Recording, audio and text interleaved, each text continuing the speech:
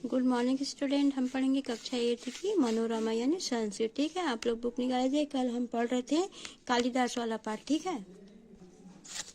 एकदा रात्रो उष्ट्रेस ध्वनि अभवत। एक बार क्या हुआ, रात के समय ऊँट की ध्वनि सुनाई दी। ठीक है।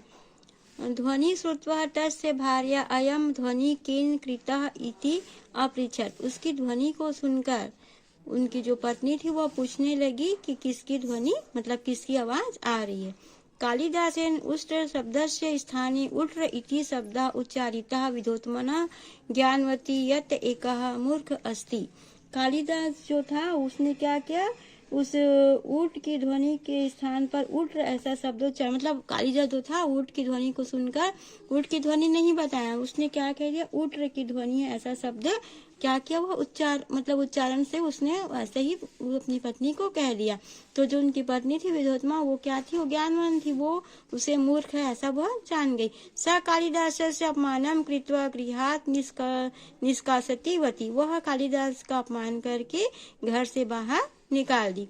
कालिदासः खिन्नो भूत्वा देवीम आराध्यत। कालिदास जो था वो क्या हुआ, दुखी होकर देवी की आराधना करने लगा। तदनुग्रहेण सा महान विद्वान अभवत यदा कालिदास्यः। उसके बाद जब कालिदास घर से निकल गया तब क्या हुआ, वह जो था देवी की आराधना किया और देवी की कृपा से वह महान विद्वान बन गया। कालिदास ज्ञानम प्राप्त गृह प्रतिवर्ता, मतलब कालिदास जो था वह ज्ञान प्राप्त करके अपने घर को वापस आ गया। तदा द्वारम पिहितम आसित। और द्वार पर खड़े होकर कहने लगा कि मैं देवी की आराधना करके घर लौट गया। जब कालिदास ज्ञान प्राप्त कर घर लौटा तब उन्होंने क्या कहा, अनावृता कपाट को मतलब आप दरवाजा को खोलिए। अनावृत यानी कपाट को खोलिए अर्थात दरवाजा खोलो, ऐसा उसने अपनी पत्नी से कहा। ठीक है। उसके बाद दिया है अस्ति, उसकी जो पत्नी है ना वो पूछेगी उससे, भार्या प्रेषित यानी पत्नी उससे पूछ रही है, अस्ति कस्य द्वाग्विषः कालिदासः स्वप्रतिभायाः पत्नीम् अतोष्यत्। और उनकी जो पत्नी है वो पूछ रही है कि वाणी में कुछ विशेषता है, कालिदास ने अपनी प्रतिज्ञा से पत्नी को संतुष्ट किया। और जो वो पूछ रही थी उससे उस कालिदास ने क्या किया, अपनी पत्नी को संतुष्ट कर दिया।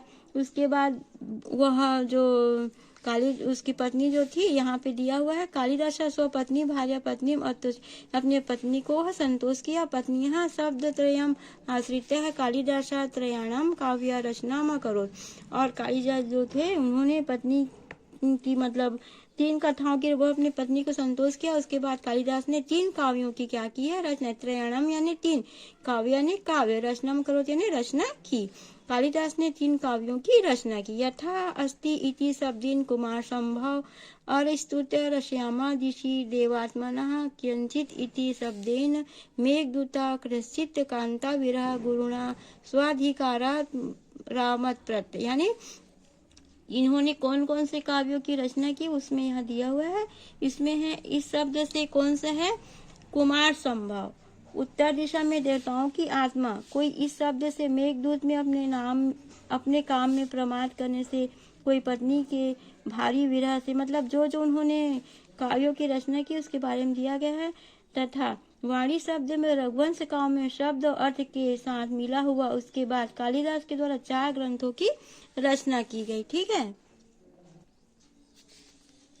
यहाँ से हम फिर से बता रहे हैं। ठीक है, यहाँ तक आप लोग पढ़ लिए हो ना, जो जो ग्रंथ के नाम दिए हुए, जैसे कुमार संभव है ना, और मेघदूतम है, इसके बारे में अभी मैंने बताया। उसके बाद यहाँ पे दिया हुआ है तदंतर कालिदास ने चतुर्णा ग्रंथ रचना की। और उसके बाद कालिदास ने 4 ग्रंथों की और रचना की। कालिदास ने मुख्यतः 7 ग्रंथ विरचन्ता, और कालिदास ने मुख्य रूप से 7 ग्रंथों की रचना की। एतेषु देव महाकाव्ये रघुवंश महाकाव्यम, कुमार संभव, देवखंड काव्य, मेघदूतम। यानी 7 ग्रंथों में कौन कौन से ग्रंथ है, देखो, महाकाव्य में रघुवंश महाकाव्य और कुमार संभव के क्या है, 2 खंड है।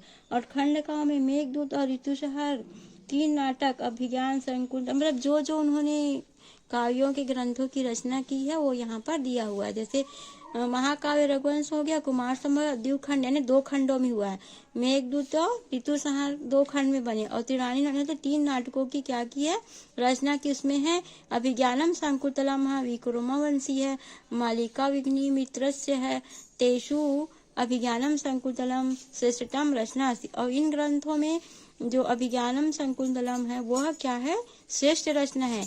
जर्मन कवि गेटे महोदय अस्य काव्यस्य प्रशंसा कृता, और जर्मन कवि गेटे महोदय जो थे इन्होंने उनके काव्य की क्या किया, प्रशंसा की है। अस्य ग्रंथ से विषय एक सूक्ति, और इस ग्रंथ के विषय में एक सूक्ति प्रचलित है। काव्येषु नाटकम रम्य तत् रम्या संकुतलम, यानी काव्यों में कालिदास जो है एक जो सूक्ति कालिदास के बारे में कहा गया है नाटक है, वो है कि कालिदास के समस्त काव्यों में सुंदर नाटक है, और इन नाटकों में अभिज्ञान संकुतलम अति सुंदर है। ठीक है, इसके आगे का हम बाद में पढ़